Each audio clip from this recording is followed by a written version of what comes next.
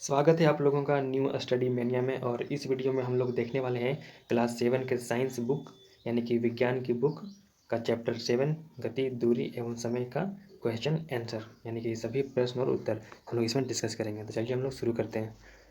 यहाँ पे हम लोग अभ्यास का जो प्रश्न देखते हैं, प्रश्न संख्या 1, इसमें हम लोगों को देखने को मिलता है कि इसमें हम लोगों को सही और गलत का निशान लगाना है। तो चलिए हम लोग शुरू करते हैं। दूरी का मात्रक मीटर है, यानी कि दूरी को हम लोग मीटर में मापते हैं। हाँ, बिल्कुल मापते हैं, तो ये आपका सही हो जाएगा। और दूसरा हम लोग देखते हैं, प्रत्येक वस्तु नियत चाल से गति करती है, जो कि बिल्कुल गलत है। कहने का मतलब है कि क्या सभी वस्तु एक ही स्पीड से गति करते हैं, जो कि बिल्कुल गलत है, क्योंकि वस्तु की चाल कभी धीमी होती है तो कभी तेज होती है। तीसरा हम लोग देखते हैं, किसी दिए गए लोलक का आवर्तकाल नियत नहीं होता है। बिल्कुल गलत, क्योंकि लोलक का आवर्तकाल नियत होता है, क्योंकि ये लोलक होता है यानी कि पेंडुलम, वो एक दोलन कंप्लीट करने में जितना समय लेता है बिल्कुल उतना ही समय दूसरे दोलन में भी लेता है। यानी कि आवर्तकाल कहने का मतलब है समय, टाइम, जितना टाइम में एक दोलन पूरा करता है। चौथा हम लोग देखते हैं, दो शहर के बीच की दूरी किलोमीटर में मापी जाती है। हाँ, बिल्कुल किलोमीटर में मापी जाती है। पाँचवा हम लोग को देखने को मिलता है, रेलगाड़ी की चाल मीटर प्रति घंटा में व्यक्त की जाती है, जो कि बिल्कुल गलत है, क्योंकि रेलगाड़ी की चाल किलोमीटर प्रति घंटा में व्यक्त की जाती है, मतलब मापी जाती है। अब हम लोग आगे बढ़ते हैं प्रश्न संख्या 2 की ओर। आगे हम लोग को देखने को मिलता है, प्रश्न संख्या 2 में हम लोगों को मिलान करना है। तो चलिए हम लोग इसे मिलाते हैं अच्छी तरह से। ये आपका प्रश्न संख्या 2 है, दूरी का मूल मात्रक। तो दूरी का मूल मात्रक क्या है, यानी कि दूरी को हम लोग किस में मापते हैं, तो मीटर में। और चाल का मूल मात्रक, चाल यानी कि स्पीड को हम लोग किस में मापते हैं, मीटर प्रति सेकंड में। और तीसरा, समय का मूल मात्रक, समय को हम लोग किस में मापते हैं, एस यानी कि सेकंड। हम लोग आगे बढ़ते हैं, देखते हैं तीसरा प्रश्न। और तीसरा प्रश्न बोल रहा है कि साक्षी अपने घर से साइकिल पर विद्यालय जाती है और विद्यालय जाने में उसको 30 मिनट का समय लगता है। 30 मिनट का समय लगता है विद्यालय जाने में, और साइकिल की चाल यानी कि स्पीड 2 मीटर प्रति सेकंड है। तो आप लोगों को निकालना है कि घर से विद्यालय की दूरी कितना है। चलिए हम इसको सोल्व करते हैं। सबसे पहले हम लोग वो लिखेंगे जो हम लोगों को अपने प्रश्न में दिया गया है। जैसे कि समय हम लोग को दिया हुआ है कि साक्षी को विद्यालय जाने में लगते हैं 30 मिनट, तो वो हमने लिख लिया, समय बराबर 30 मिनट। और इस 30 मिनट को हम लोगों ने सेकेंड में बदल दिया है, और सेकेंड में बदलने के लिए 60 से गुना किया जाता है।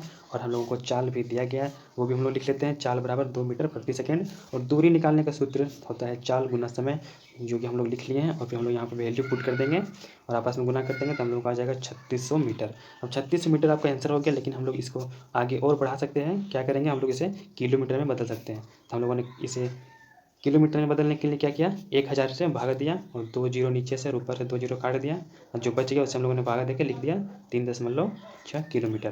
ये आपका उत्तर हो जाएगा, यानी कि विद्यालय की दूरी कितनी थी, 3.6 किलोमीटर। हम लोग अब देखेंगे चौथा प्रश्न। चौथा प्रश्न में बोल रहा है कि दो रेलवे स्टेशनों के बीच की दूरी 250 किलोमीटर है, यानी कि दो रेलवे स्टेशन के बीच की दूरी 250 किलोमीटर है, और कोई रेलगाड़ी इस दूरी को पार करने में 5 घंटे का समय लेती है। मतलब 5 घंटे में 250 किलोमीटर की दूरी पार कर लेता है कोई रेलगाड़ी। तो रेलगाड़ी की आप लोगों को चाल निकालना है। सबसे पहले हम लोग दो स्टेशनों के बीच की दूरी को अच्छे से लिख लेंगे, क्योंकि ये हम लोगों को अपने प्रश्न में दिया गया है कि दो स्टेशनों के बीच की दूरी कितनी है, 250 किलोमीटर, यानी कि 250 किलोमीटर, इसे हम लोग लिख लेंगे। और फिर रेलगाड़ी के द्वारा इस दूरी को पार करने में कितना समय लगता है, 5 घंटे, ये भी हमने लिख लिया।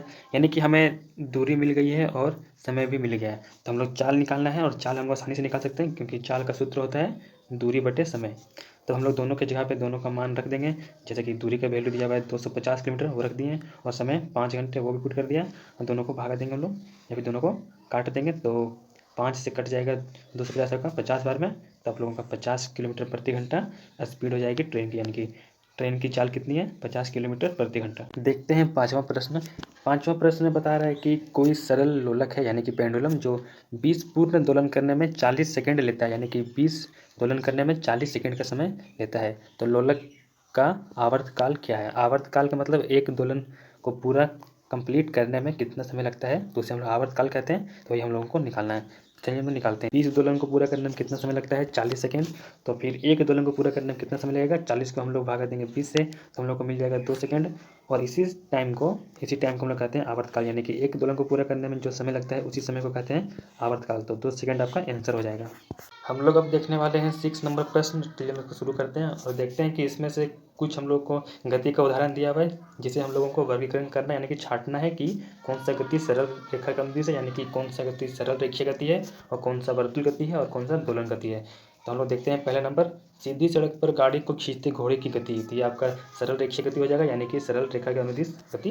दूसरा है दौड़ते समय आपके हाथों की गति। आप जब दौड़ते होंगे तो आप लोगों का हाथ कभी आगे तो कभी पीछे की ओर जाता होगा। तो इस प्रकार को गति को हम लोग आवर्त गति कहते हैं और आवर्त गति को ही दोलन गति भी कहते हैं।